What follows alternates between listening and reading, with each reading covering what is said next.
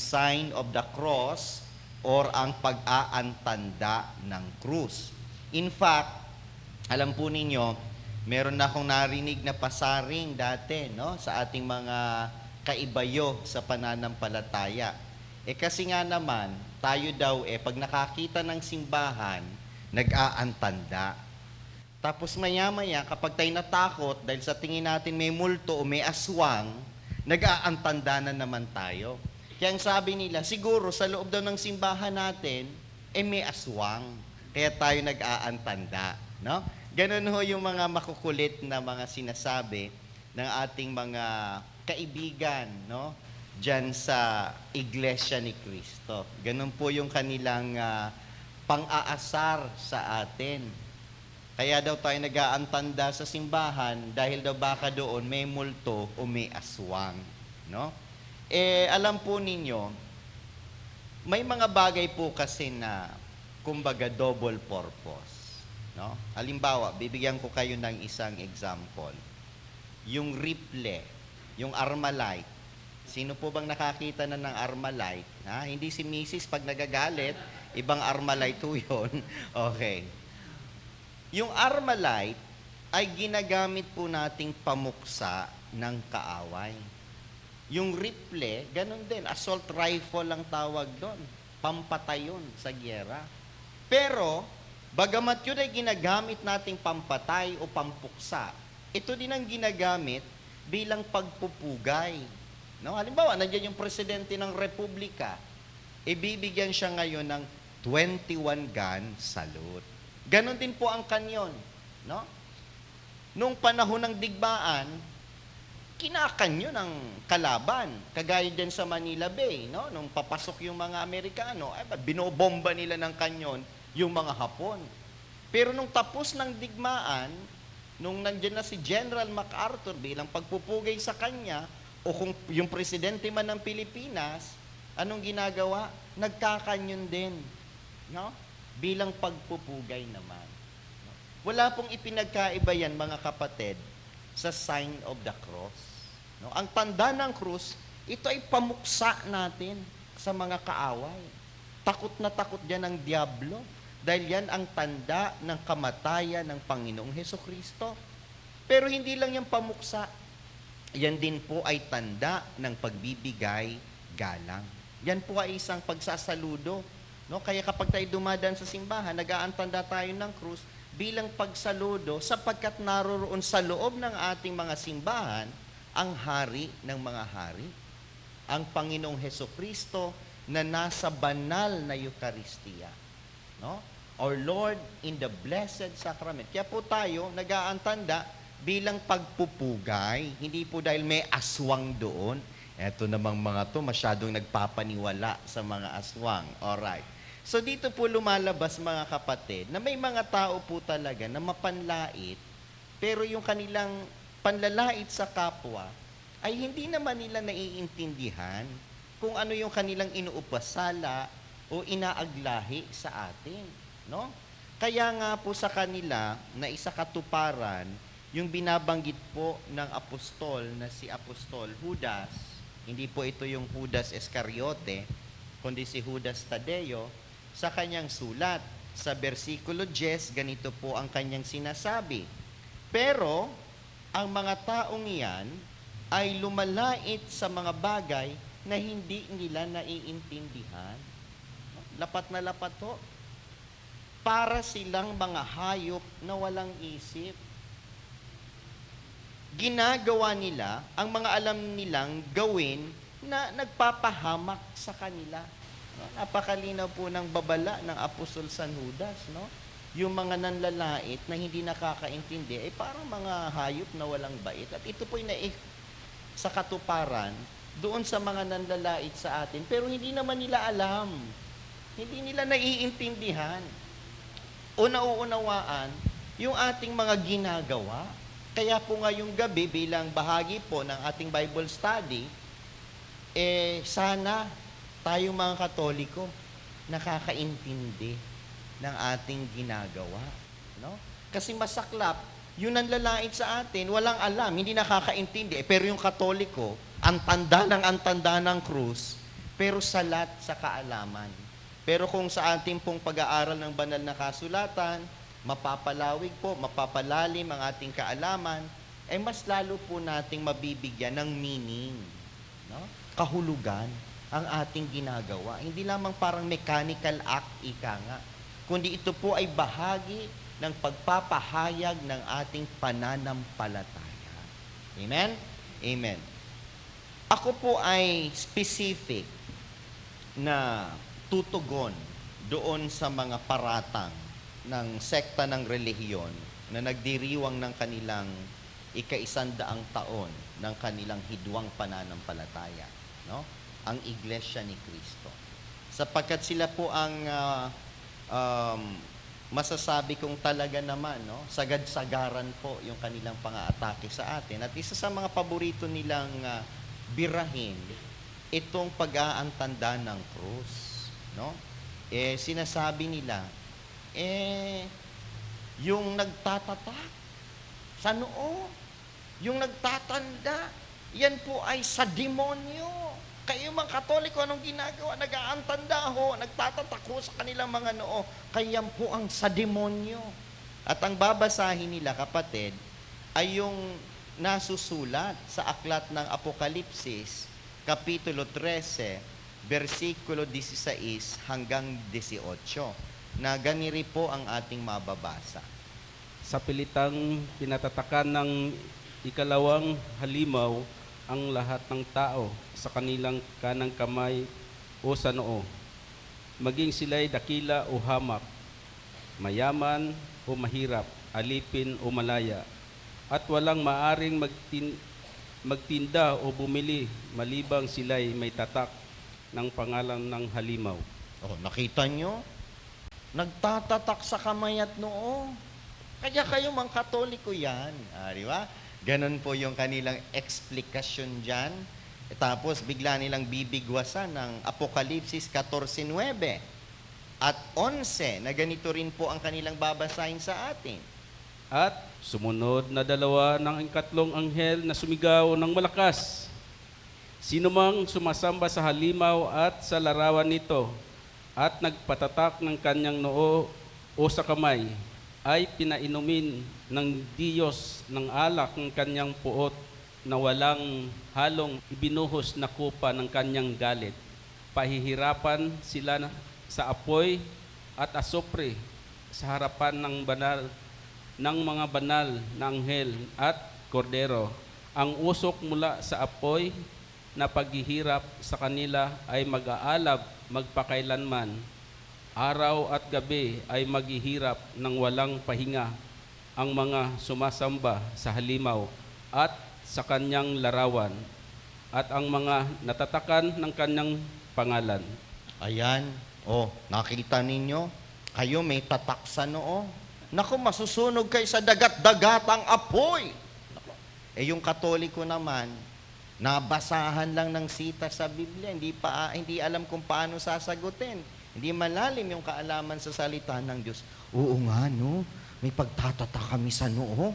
Ay, Diyos ko po, kami po pala yung mga kaaway ng Diyos na masusunog sa dagat-dagatang apoy na kumukulong asupre. Ayun na, sumali na, no? Nabitag na.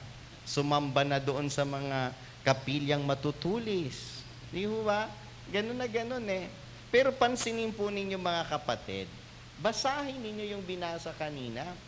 Ang binabanggit po doon ay tatak o marka ng ng halimaw. O kung hindi, ng kanyang bilang. At ano yung bilang na yon? 666. Ang tanong ko sa inyo ganito. Kailan ba tayo inaralan ng ating inang simbahan na magtatak sa noo sa pangalan ng halimaw? O ganun ba tayo tinuruan ng Iglesia Katolika? Magtatatak sa noo sa ngalan ng halimaw? Meron ba? Wala. Maling paratang, di ho ba? Pangalawa, kailan naman kayo inaralan ng simbahang Katoliko na magtatak sa bilang ng halimaw? Tinatatakan kita, 666. Meron bang ganon? Wala rin. Kaya po ito pong ginagawa nilang paninira sa atin ay napakalinaw naman pong paninira at yun po ang nakakalungkot. Yung walang katotohanan ay ginagawa nilang parang totoo at ito po yung inilalako at maraming mga Katoliko ang nabibihag sa kasinungalingang itinataguyod ng Iglesia ni Cristo. Pero mga kapatid kong Kristiyano, ito lang po ang masasabi ko. Hindi lamang po yung mga kaaway ang may tatak. Alam nyo naman po si Satanas, gaya-gaya po tumaya yan Gumagaya yan. Para siyang isang unggoy. Kaya nga ang tawag sa kanya, the ape of God Mahilig manggaya. Kasi po, maging sa lumang tipan, ang mga kaibigan ng Diyos, yung mga lingkod ng Diyos, yung mga banal, nung mga panahong yon, ay mayroon din pong tatak sa noo at sa kamay. Nabasa nyo kanina, narinig ninyo, may tatak sa kamay at noo yung halimaw, pero po, yung Diyos din, ay meron din pong ganon. No? Nanggaya lang si Satanas. Basahin po natin mga minamahal, sa aklat ng Deuteronomio 6:8. Ipulupot ninyo ito sa inyong mga kamay bilang tanda, itali sa inyong noo, isulat sa mga hamba ng pintuan ng inyong bahay at mga tarangkahan. Narinig ninyo? Meron ding tanda sa noo at sa kamay. Alin? Ang mga alagad ng Diyos. Kaya siguro si Satanas nainggit, nakigaya. Di ba? Yun sana yung ating ma-realize dyan. Na yung mga tunay na alagad ng Diyos ay may tatak po sa noo at sa kamay. Kahit nung lumang tipan, sa bagong tipan po, meron din Pakibasa kapatid sa Apokalipsis 7:2 hanggang 4. At nakita kong umakyat sa gawing silangan ang isa pang anghel. Taglay ang pantatak ng Diyos na buhay. Humiyaw siya sa apat na anghel na binigyan ng Diyos ng kapangyarihan, maminsala sa lupa at sa dagat. Huwag muna ninyong pinsalain ang lupa, ang dagat o ang mga punong kahoy. Hintayin ninyong matatakan sa noo ang mga lingkod ng ating Diyos. Tatakan, no? May tatak sa noo ang lingkod ng ating Diyos. Yung anghel po dyan, hindi po yan si Ginoong Felix Manalo kasi huwad pong anghel yun. Tunay na anghel po yan ng Diyos. Ano? Nagtatatak sa noo. Kaya po yung mga lingkod ng Diyos, may tatak din sa noo. Mamaya, aalamin natin kung ano yun, mga kapatid. Pakibasa nga din po sa 9:4 ng Apokalipsis. Ipinagbilin sa kanila na huwag sirain ng mga damo, punong kahoy o anumang halaman. Yaong lamang ang mga taong walang tatak ng Diyos sa kanilang noo ang sasaktan nila. Ang sasaktan daw yung mga walang tatak ng Diyos sa kanilang noo. Ay yung Diyos pala nagtatatak din sa noo. No? Meron ding mga tao na mga lingkod ng Diyos na may tatak ng Diyos sa kanilang mga noo. So, hindi nangangahulugan. Porke nakabasa doon ng tatak ng halimaw, tatak ng dyablo, tayo na yon. Hindi po. Kasi yung mga tunay na alagad ng Diyos ay mayroon din pong tatak sa noo. Ano po yung itinatatak? Ito po, babasahin ko sa 14:1 ng Apokalipsis. Ganito po ang ating mababasa. At tumingin ako, at narito, ang kordero ay nakatayo sa bundok ng Sion, at ang kasama niya'y 144,000 may pangalan niya at pangalan ng kanyang ama na nasusulat sa kanya-kanyang noo. Pangalan ng ama naroroon at pangalan niya. Sino yung niya? Ng kordero. Sino yun? Yung anak. Kaya merong sa pangalan ng ama at ng anak. Mamaya, babasahin ko yung Espiritu Santo kung naghihintay kayo. No? So, napakalinaw. Nandun ang pangalan nino ng Ama at ng Anak. Sapagkat yung anak ay si Jesus, ang kordero ng Diyos. Alright. At babasahin ko din mga kapatid sa Apokalipsis 22, ang bersikulo po ay 4, ganito po ang ating mababasa. At makikita nila ang kanyang mukha at ang kanyang pangalan ay sa kanilang mga noo. Ano daw na pangalan? Iataas natin sa bersikulo 3. At hindi na magkakaroon pa ng sumpa, at ang luklukan ng Diyos at ng Kordero ay naroon, at siya'y paglilingkuran ng kanyang mga alipin. Pangalan ng Diyos, sino yun? Yung Ama. Yung Kordero naman, sino? Si Kristo. Kaya naroon po, napakalinaw mga minamahal, ang pagtatatak o pagtatanda sa pangalan ng Ama at ng Anak. Baka naman sabihin ninyo, asa naman yung Espiritu Santo? Kayo naman kulang ang nasa Biblia. Nagdagdag naman kayo ng Espiritu Santo. Saan naman yon? Sa Efeso 1:3. Pakibasa kapatid. Magpasalamat tayo sa Diyos at Ama ng ating Panginoong Jesucristo. Pinagkalooban niya tayo ng lahat ng pagpapalang spiritual dahil sa ating pakipag-isa kay Kristo. 13. Kayo may naging bayan ng Diyos nang kayo'y manalig sa Kanya. Matapos ninyong marinig ang salitaan ng katotohanan, ang mabuting balita na nagdudulot ng kaligtasan, kaya't pinagkaloob sa inyo ang Espiritu Santong ipinangako ng Diyos bilang tatak ng pagkahirang sa inyo. O narinig ninyo? Ang tatak din ang Espiritu Santo. Kaya kumpleto na sa pangalan ng Ama, ng Anak at ng Espiritu Santo. Lahat po pala ay hinango sa talataan ng Biblia. Baka nakukulangan pa sila tungkol sa Espiritu Santo. Dagdagan pa natin ang isa. 4:30 ng Efeso. At huwag ninyong dulutan ng pighati ang Espiritu Santo, sapagkat ito ang tatak ng Diyos sa inyo, ang katibayan ng inyong katubusan pagdating ng takdang araw. Ayun nabasa natin lahat. Yung pangalan ng Ama, yung pangalan ng Anak, at ng Espiritu Santo. Yun po yung ating sinusunod mga kapatid. Lahat po pala ng elemento ay nasa banal na kasulatan. In fact, napakalinaw po. Ito po ay binanggit ng Panginoong Hesukristo ang pangalan ng Diyos no?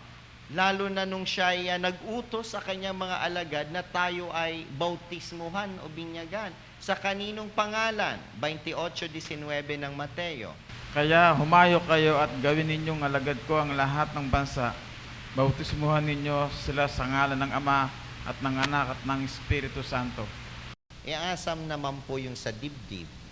Asa naman po yung sa bisig. No? Hindi naman po tayo nag-hocus-pocus niyan May ginayahan po tayo. At yan po ay nasa banal na kasulatan. Babasahin ko po dito sa awit ng mga awit ni Solomon. No? Dito po ang sabi sa Song of Songs, chapter 8, verse 6. Ilagay mo akong pinakatatak. Ayan narinig po ninyo. Ilagay mo akong pinakatatak sa iyong puso. Asa ng puso? Dito. Diba? Kaya sa ngalan ng Ama, sa noo, at ng Anak, sa puso. No? Pinakatatak sa iyong bisig. O kaya po gumaganon din tayo, hinahawakan natin ang ating mga bisig. O, di ba? O kaya kompletos recados Merong noo, merong puso, merong bisig. Nasusulat din no? Ilagay mo akong pinakatatak sa iyong puso, pinakatatak sa iyong bisig, sapagkat ang pagsinta ay malakas na parang kamatayan, panibugho ay mabagsik na parang Sheol, at ang mga liyab ni Yaon ay parang mga liyab ng apoy, isang pinakaliyab ng Panginoon. No? Alright. Pero po mga kapatid, yung pagtatatak po, yung pagkikintal natin sa noo, no? Sa may bahaging puso, at sa ating mga braso o sa ating bisig, yan po ay pagpapahiwatig lamang ng pagsuko natin sa Diyos. at paglilingkod natin sa Kanya. Sapagkat yan pong ulo, sumasagisag sa ating isipan. No? Ang ating puso ay sumasagisag sa ating puso at kaluluwa. No? At yung ating bisig, yan po ay sumasagisag sa ating lakas. Kaya nga po, maliban po sa sinabi ko kanina na yan po ay simbolo ng ating pagsuko sa Diyos, yan din po ay simbolo ng ating pag-ibig sa Diyos. Kasi ano po ang sabi, kapatid, ng Panginoong Jesus? Paano mo daw iibigin ng Diyos? Pakibasa nga sa Lucas 10:27. Tumugon siya, ibigin mo ang Panginoon mong Diyos ng buong puso, ng buong kaluluwa, ng buong lakas at ng buong pag-ibig. At ibigin mo ang iyong kapwa gaya ng iyong sarili. Napakalinaw ho ang sabi ng Panginoong Jesus, no? Uulitin ko po ang binasa dito sa Lucas 10:27. Ang sabi po ng Panginoong Jesus, napakalinaw. Ito po ang kanyang tinuran. At pagsagot niya ay sinabi, iibigin mo ang Panginoon mong Diyos ng buong puso mo at ng buong kaluluwa mo. Kaya sumasagisag yung puso sa pag-ibig, sa puso, sa kaluluwa. Ano pa ho ang sinabi ng Panginoong Jesus? At ng buong lakas mo, na sinasagisag naman ng ating mga bisig. Kaya nga ang Panginoong Jesus, Nazareno, nasa balikat niya pinasan ng krus sapagkat yan ay simbolo ng kanyang lakas. Alright. At ng buong pag-iisip mo, kaya sa noo, isip. Alright? At ang iyong kapwa na gaya ng iyong sarili. Kaya po yung pagkikintal natin sa noo, sa puso, sa bisig, yun po yung pagpapasakop sa Diyos at pag-ibig sa Kanya ng buong isip, buong puso't kaluluwa, at buong lakas natin. Amen ho ba? O lumalalim ho ang ating pagkaunawa sa napakasimpleng ritual na yan ng sign of the cross. Ngayon, dumako po tayo sa cross, no? Okay. Ang cross po, kagaya ng hawak ko, ito po ay simbolo. May kahulugan ho ito no? Simbolo ho ito. Pag nakikita ninyo ang cross, may pumapasok sa isipan natin, may sumasagi sa isipan natin. Pinapaalalahanan po tayo, no? Alright. Ano po ang naaalala natin pag may cross? Ito po kasi ang instrumento o pamamaraan na ginamit ng ating Panginoon upang tayo'y iligtas. Amen ho ba? Saan ho ba napako si Kristo? Hindi naman po sa sungay. No? Hindi naman po siya napako sa poste ng Meralco. Hindi naman po siya napako sa upuan o kung saan pa man. Napakalinaw po ang sabi ng banal na kasulatan, si Kristo ay ipinako sa krus. Kaya po yung krus, lalo na kapag may korpus ng Panginoong Hesukristo, ito po ay nagpapaalala sa atin ng pagkakaligtas sa atin ng Panginoong Hesus sa pamamagitan ng banal na krus. Kaya nga po sa ating way of the cross, we adore you, O Christ, and praise you, and by your holy cross, you have redeemed the world. Yun po ang sinasagisag ng krus ng Panginoong Hesus. At sa banal na kasulatan po, napakahitik po sa karunungan at kaalaman ang simbolismo ng krus ni Jesus. Kapatid, bigyan nga natin ng isang talata. Sa Efeso 2:16, ano ang sabi? Sa pamamagitan ng kanyang kamatayan sa krus, winakasan niya ang kanilang alitan, pinagkasundo sila sa Diyos at pinagbuklod sa isang katawan. O, napakaganda pala ng mensahe. Dahil sa kamatayan sa krus ng Panginoon, tinigil ng alitan ng Diyos at ng tao. Pinagkasundo ang Diyos at ang tao. Pinagbuklod ang Diyos at ang tao. Sino ho bang ayaw nun? Wala, di ho ba? Napakaganda po ng mensahe. Sapagkat dahil sa krus ng Panginoong Hesukristo, nagtagpo ang langit at lupa. Nagtagpo ang Diyos na banal at ang taong makasalanan.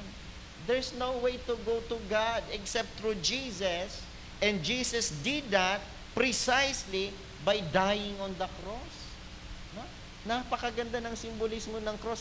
Isa siyang tulay na nag-uugnay sa Diyos at sa tao. Maliban sa cross ni Jesus, wala na tayong tulay na pwedeng daanan pa, mga kapatid. Ganun po kahalaga sa atin yan eh. Meron pa pong binabanggit si Apostol Pablo sa Galatia 5:11.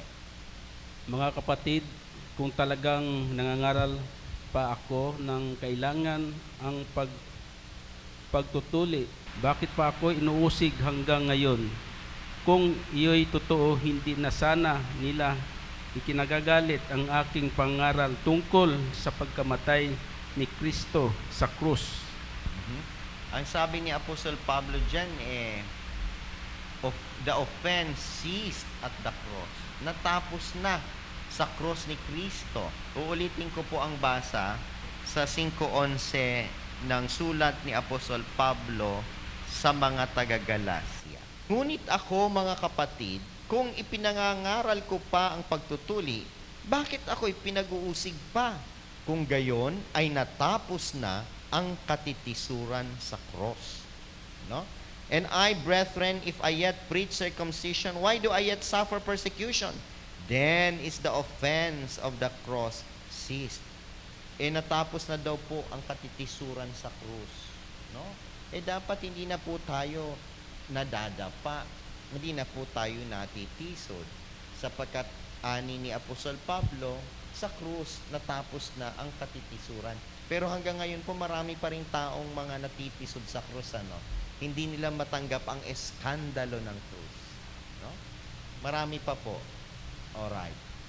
At higit sa lahat, ang krus ng Panginoon ay sumasagisag ng kanyang pagpapakasakit. Na yan po ang mensahe ng Lent. No? To remember the suffering of Christ.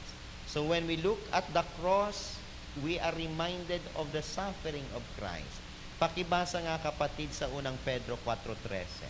Sa halip, magalak kayo sa inyong pakikibahagi sa mga paghihirap ni Kristo upang maging lubos ang inyong kagalakan kapag nahayag na ang kanyang kadakilaan.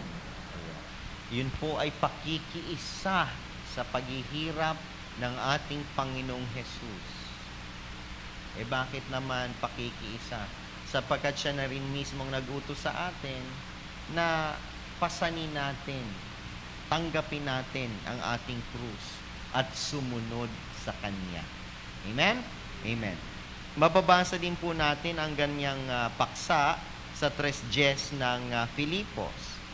Ang tanging hangarin ko ngayon ay lubusang makilala si Kristo, maranasan ang kapangyarihan ng kanyang muling pagkabuhay, makibahagi sa kanyang mga paghihirap at maging katulad niya sa kanyang kamatayan. Di ba napakaganda? Maging kabahagi ng paghihirap ng Panginoon, maging kabahagi ng kanyang kamatayan, upang tayo'y maging kabahagi ng kanyang muling pagkabuhay. That is precisely the message of the Paschal mystery, the life, death, and resurrection of the Lord. At meron pa pong ibig sabihin ang cross ng ating Panginoong Jesus. At yan po ay mababasa natin dito sa Galatia 5:24. At pinatay na ang mga nakipag-isa kay Kristo Jesus, ang likas nilang pagkatao kasama ang masasamang pita nito. Kapag nasa Panginoong Jesus ka na, dapat kasama mo na ring ipinako ang mga masasamang pita, yung mga kahalayan ng laman. So therefore, it is a symbol of newness of life. If you are with the Lord, the old things have passed away. Yung mga masamang pita ng laman, yung mga kahalayan, yung mga bagay na nakakapaglayo sa atin sa Diyos. No? Kaya nga, kung itutuloy po natin ang basa, dito natin makikita na tayo, lalo na nasa renewal, we already live the life of the Spirit. Kaya nga meron tayong Catholic Life in the Spirit Seminar. No? Ulitin ko po sa Galatia 5:24 hanggang 25, at ipinako sa krus ng mga na kay Kristo Jesus ang laman na kasama ang mga masasamang pita at mga kahalayan nito. Kung tayo'y nangabubuhay sa pamamagitan ng Espiritu, ay mangagsilakad naman tayo ayon sa Espiritu. Amen ho ba? Amen. So yung pala ang ibig sabihin, mga kapatid. Ngayon, sapagkat ang krus po ay simbolo, ibig sabihin, ito po ay may mensahe. Kagaya po ng ating watawat, simbolo po yan ng ating bansa. Ang mensahe po niyan ay dapat tayo'y magkaisa. Dapat tayo'y mapayapa. No? Yung krus din naman, sapagkat yan po ay simbolo at ibinigay na natin yung kanyang sinasagisag kanina, yan po ay may mensahe. No? Do you believe that, sisters and brothers? The cross has a message. And that is the message of our salvation. Pero ako po'y nalulungkot sapagkat bagamat napakaganda po ng mensahe ng cross ng Panginoong Jesus, marami pong mga tao, lalo na po yung mga kaibayo natin sa pananampalataya, na itinuturing itong kalokohan. Mga Katoliko, mga loko-loko talaga yan.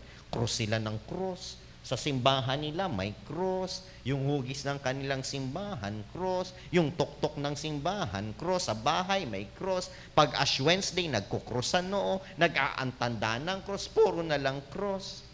No? Kalokohan yan. Di ba? Kalokohan yan. Mga minamahal, sa kanila po natupad ang ipinaalaala sa atin ni Apostol Pablo. Darating po talaga ang panahon na may mga manlilibak maging sa krus ng Panginoong Hesukristo. At nararanasan na ho natin. Amen? Amen. Babasahin ko po dito sa 1:18 ng unang Korinto sa ang Buhay na Salita Translation. Makabagong Tagalog ho ito. Pakinggan po natin.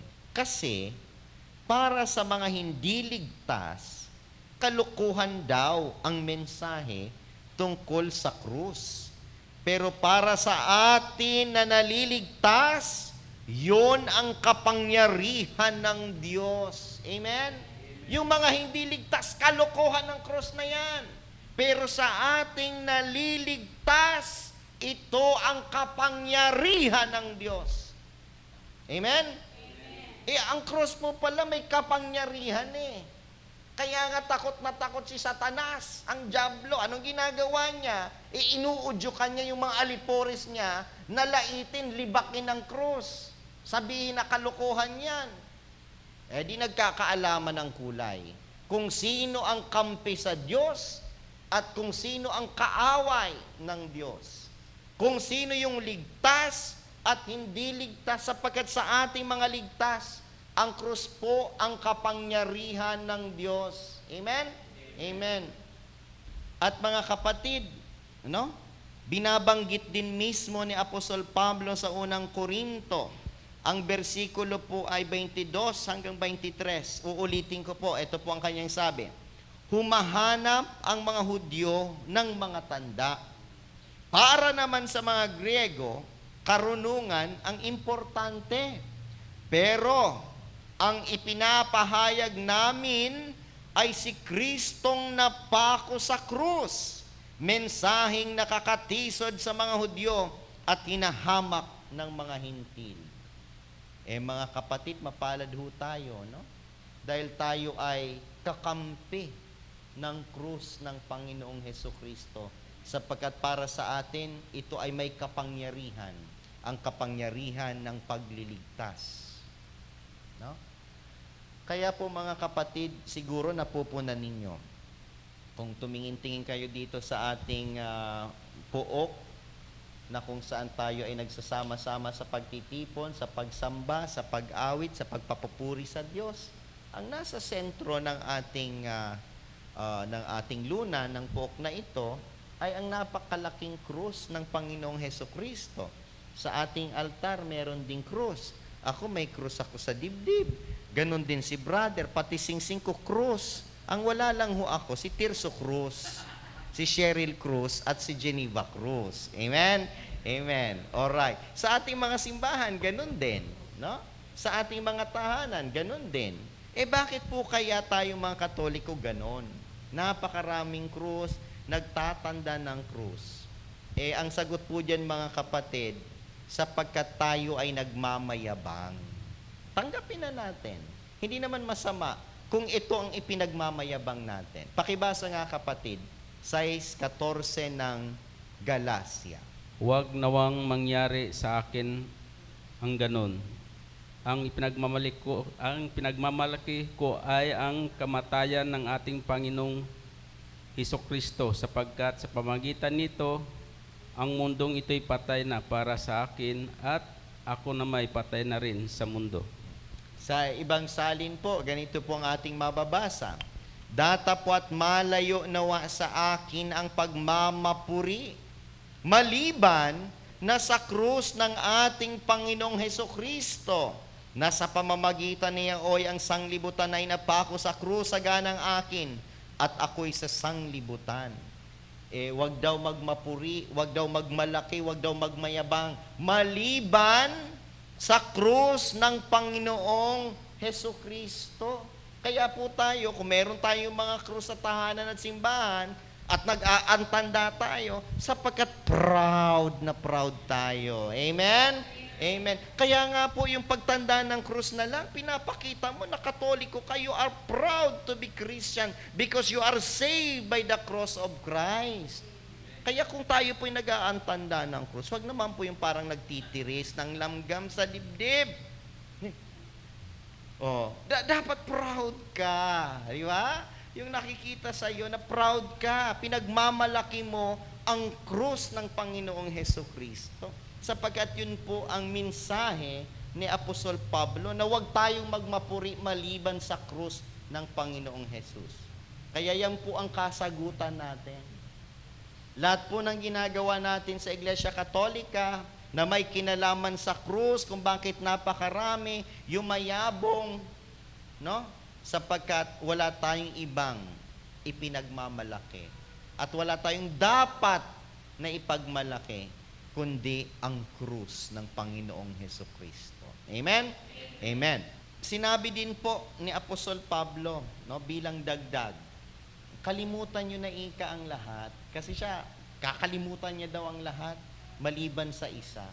No?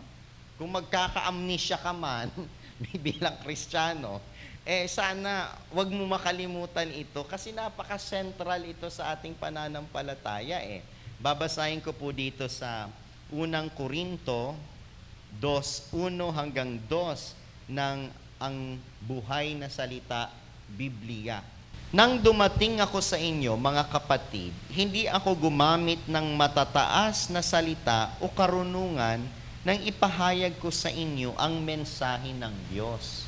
Ano daw ang ginamit ni Apostol Pablo na pamamaraan para ipahayag ang mensahe ng Diyos? Ituloy ko po ang basa sa versikulo 2. Kasi ipinasya ko na habang nariyan ako sa piling ninyo, kakalimutan ko ang lahat maliban kay Kristo at ang pagkamatay niya sa krus. Amen? Kalimutan na ang lahat. Huwag lang ang Panginoong Hesukristo at ang kanyang pagkamatay sa krus. Ganun din po tayo mga Katoliko. Ganun po kaimportante sa atin ang Panginoong Hesukristo. Kalimutan na natin ang lahat. Huwag lang ang Panginoon. Amen? At ang kanyang pagkamatay sa krus. Kaya po, para wag makalimot, anong ginagawa? Dapat may paalaala. Ano? Kaya yung mga krus natin, pati yung ginagawa nating pagkikintal sa ating katawan, yun po ay pagpapaalala para wag tayong makalimot. Amen? Amen. Napakalinaw naman po pala ng mga kapatid kong Kristiyano. Malinaw pa sa sikatan ng araw. Alright. At tulad ni Apostol Pablo, sana mangyari po ito sa ating mga pagkatao. No? Pakibasa nga kapatid sa Galacia 6:17. Kaya mula ngayon, huwag nang dagdagan ni man ang aking paghihirap, sapat na ang pilat na taglay ko para makilalang ako'y lingkod ni Jesus. Ano daw yon? Yung pilat, yung marka ng Panginoong Jesus. Babasahin ko po dito sa ibang salin ng banal na kasulatan sa ang Biblia, sa size 17 ng Galatia. Buhat ngayon, sino man ay huwag bumagabag sa akin. Huwag daw siyang babagabagi ng kahit sino man. Sapagkat dala kong nakalimbag sa aking katawan ang mga tanda ni Jesus. Maging si Apostol Pablo sa kanyang katawan, dala niyang nakalimbag ang tanda ng Panginoong Jesus. Ano yung tandang yun ng Panginoong Jesus? Ang tanda ng krus. Amen? Amen. Katulad lang naman po pala tayo ni Apostol Pablo, mga minamahal kong kapatid na Kristiyano. Sa panahon po ngayon, kahit noon, no? Talaga pong may mga lumilitaw na walang ginawa kundi libakin ng krus, upasalain ng krus, laitin ng krus, at lalo na yung mga kagaya po natin na nagmamapuri sa krus. Ang tawag po diyan ng banal na kasulatan ay ang mga kaaway ng krus ng Panginoong Hesukristo. Babasahin ko po yan sa Filipos 3:18. Ganito po ang ating mababasa. Tulad ng malimit kong sabihin sa inyo. Ano daw yung malimit na sabihin ni Apostol Pablo? Tulad ng malimit kong sabihin sa inyo, at ngayoy luhaang inuulit ko, marami ang namumuhay bilang mga kaaway ng cross ni Kristo. Ayun, no? Talagang medyo dramatic pa si Apostol Pablo nung sinabi yan No? Ramdam na ramdam. Ganon din ho ang nararamdaman natin mga kapatid, di ba? Kapag nililibak ang krus ng Panginoon, sumasama ang loob natin Kagaya ni Apostol Pablo, ang sabi niya dito sapagkat marami ang mga nagsisilakad. No? Na siyang madalas na aking sinabi sa inyo. Ibig sabihin, ilang beses siyang nagpaalaala. Pinagpaunahan niya na yung mga Kristiyano tungkol sa mga mangyayaring ganito.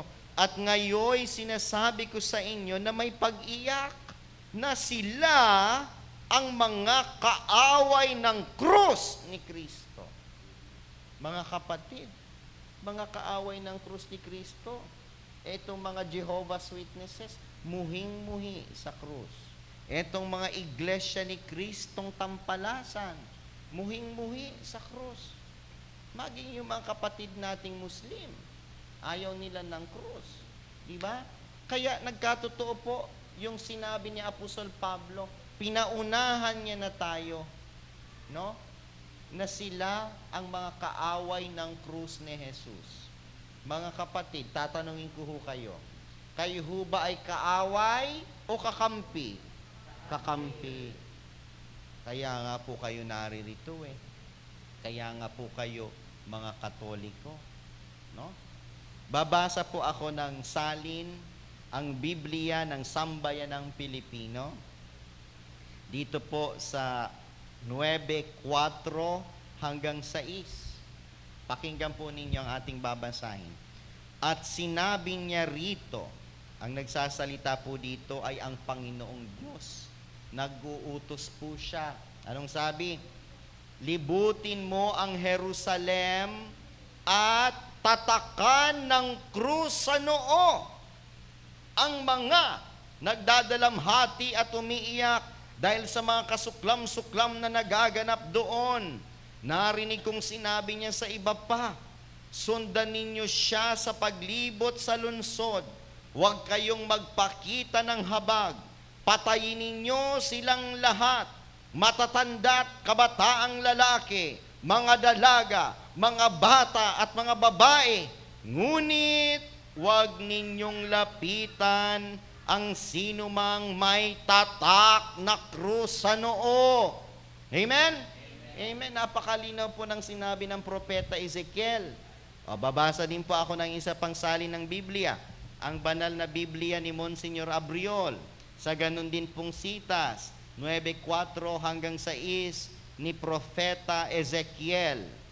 Sinabi sa kanya ng Panginoon, Panginoon ang nagsasabi dito, lumibot ka sa lunsod, lumibot ka sa Jerusalem, at tatakan ng krus ang mga noo ng mga taong humihibik at umiiyak, dala ng lahat ng kasuklam-suklam na bagay na ginagawa sa loob ng lungsod.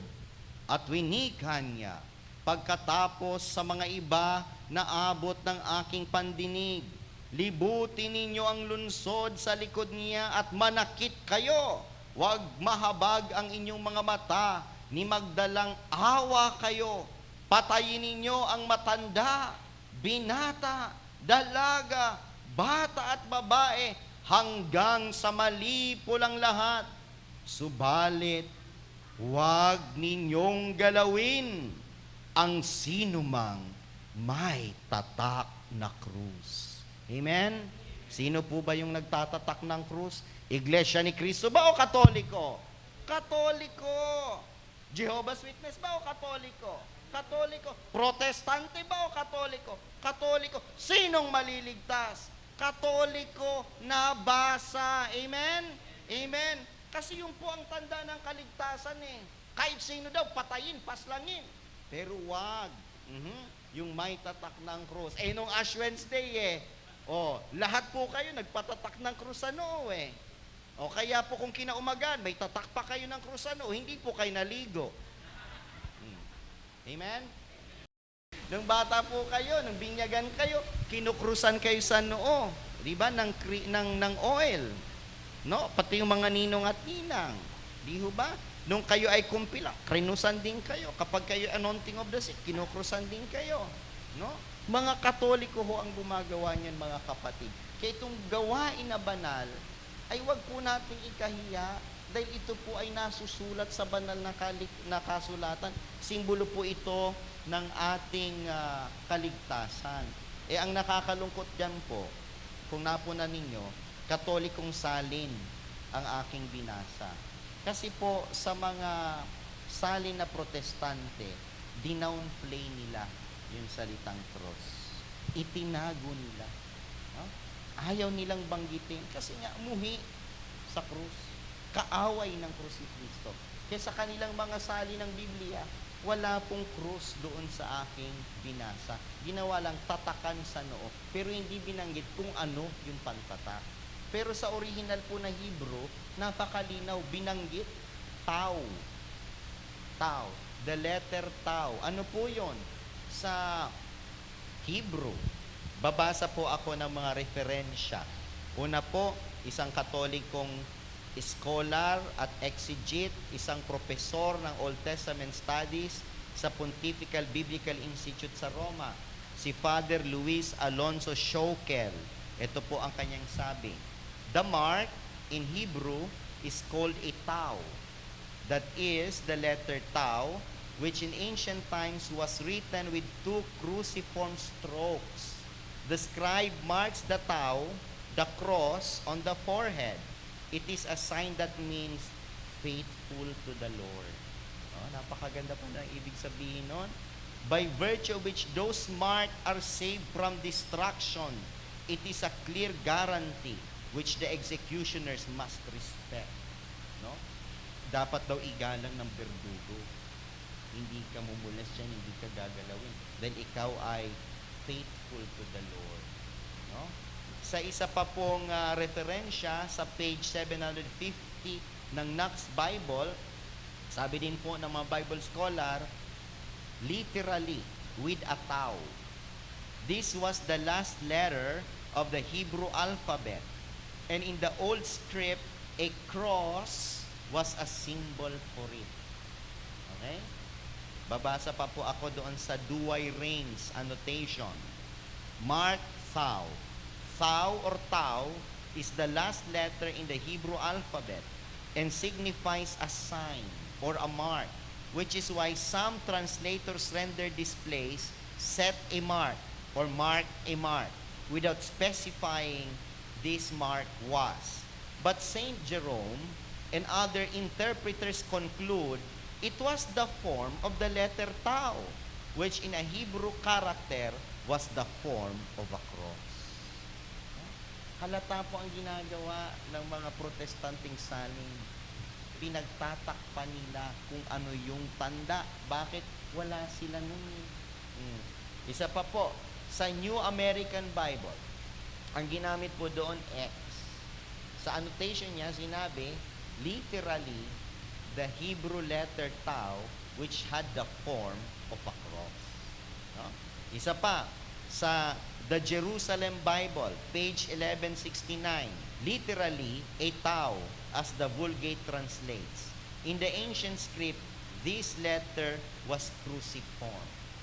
So kahit saan po ninyong anggulo tingnan, ang tama pong translation niyan ay ang ating salin ng Biblia.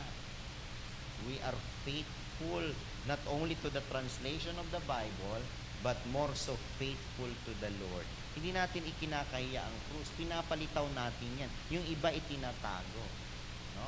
Kaya dito po, mga kapatid, nagkakaalaman kung sino ang kakampi at ang kaaway ng krus ng Panginoong Hesus. No? Alright. Ngayon, sa bagong tipan naman, yung kaninang binasa po sa Revelation chapter 7 verse 3, okay? Babasahin ko po uli. Sa Revelation chapter 7 verse 3, saying, hurt not the earth, neither the sea, nor the trees, till we have sealed the servants of our God in their foreheads, na nagsasabi, huwag ninyong ipahamak ang lupa, kahit ang dagat, kahit ang mga punong kahoy, hanggang sa aming matatakan sa kanilang mga noo ang mga alipin ng ating Diyos. Ano po yung tatak sa noo ng mga alipin ng ating Diyos? Yung Amplified Bible po, na isang referensya ng mga protestante, inamin po kung ano yon. Doon po sa talata, nilagyan nila ng bracket, ibig sabihin reference or cross-reference. Saan po daw yon naka-cross-refer? Ano po bang talata sa Biblia ang kawangis, kahambing o katulad nun?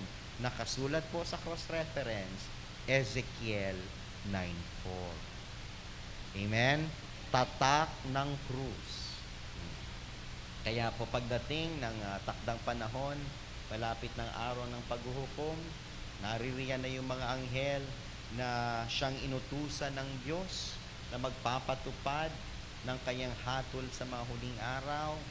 Mapalad po tayo because we have the sign of the cross in our foreheads that the executioners will respect because it means we are faithful to the Lord. Amen? Napakaganda po pala ng mensahe. At mga kapatid, ako po ay magtatapos, no? Bilang pagpapaalala sa atin, ang krus po, maging yung ating pagtatatak ng krus, higit sa lahat, ito po sana ay magpapaalala sa atin ng ating pagiging mga alagad, tagasunod ni Kristo. Because the cross is a reminder of our discipleship. Sapagkat ganito po ang sabi ng Panginoong Hesukristo sa atin, mga kapatid, sa Lucas 14:27. Ang ayaw magpasa ng sarili niyang krus at sumunod sa akin ay hindi maaaring maging alagad ko. Napakalinaw ng sinabi ng ating Panginoong Hesus. Ang ayaw magpasan ng kanyang sariling krus ay hindi nararapat na maging alagad ko. More than anything, the cross must remind us of our discipleship, following Christ, by taking our cross daily and following Him. Yun din po ang mensahe sa atin ng Kwaresma. At sa aking pagtatapos, mga kapatid, hayaan po ako ninyong basahin ko sa inyo ang mga pananalita ni Apostol Pablo sa 2 Timoteo 2:19. Ito po ang sabi ng banal na apostol. Gayunmay ang matibay na pinagsasaligan ng Diyos ay nananatili na may tatak nito. Nakikilala ng Panginoon ang mga kanya at lumayo sa kalikuan ang bawat isa na sumasambitla ng pangalan ng Panginoon. Narinig natin mga kapatid ang tatak.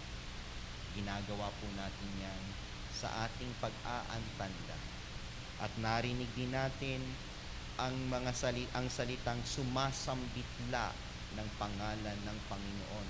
Kaya sa ating pagtatatak, sinasambit natin ang pangalan ng Diyos, Ama, Anak, at Espiritu Santo. Ang mensahe ay lumayo tayo sa kalikuan. Tayo po ay lumakad sa daan na kasama ang Panginoon. Let us remain faithful to the Lord. Thank you, and may God bless us all. In the name of the Father, and of the Son, and of the Holy Spirit. Amen.